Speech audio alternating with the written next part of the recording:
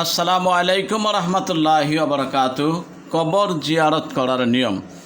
আমরা অনেকেই কবর জিয়ারত করার নিয়ম কানুন জানি না।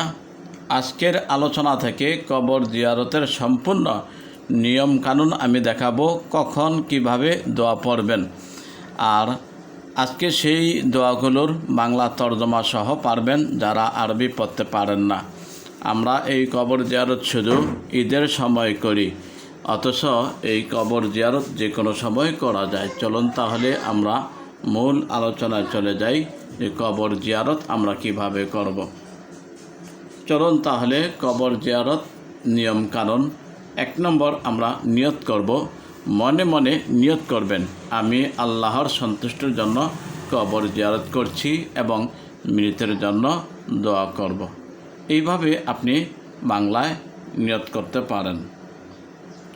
তাহলে দর্শক, আমরা নিয়ত করার পরে 2 নম্বর, কবরস্থানে প্রবেশের দোয়া। আমরা কবরস্থানে গিয়ে আমরা যে দোয়াটি পড়ব সেই দোয়াটি হলো এই: আসসালামু আলাইকুম আহলাল কবর মিনাল মুমিনিনা ওয়াল মুসলিমিন। এখানে আরবিতে দেওয়া আছে, অথবা আপনি এই দোয়াটি পড়তে পারেন, আসসালামু আলাইকুম ইয়া আহলাল কবর।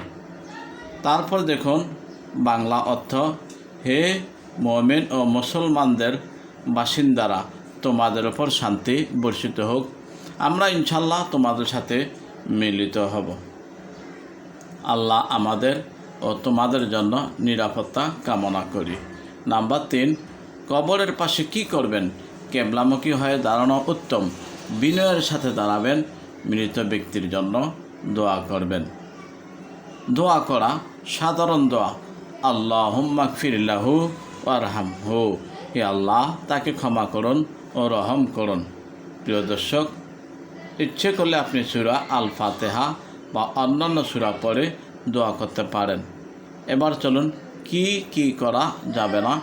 কবরের উপর বসা বা হাঁটা, কবরকে সিজদা করা, কবরের কাছে কিছু চাওয়া যাবে না। উচ্চ স্বরে কান্নাকাটি বা চিৎকার করা, এগুলো ঠিক নয়।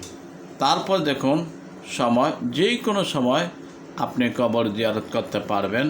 জুমার দিন গেলে ভালো, কিছু আলেমদের মতে। প্রিয় দর্শক, তাহলে আমরা এই নিয়মে কবর জিয়ারত করব ইনশাআল্লাহ।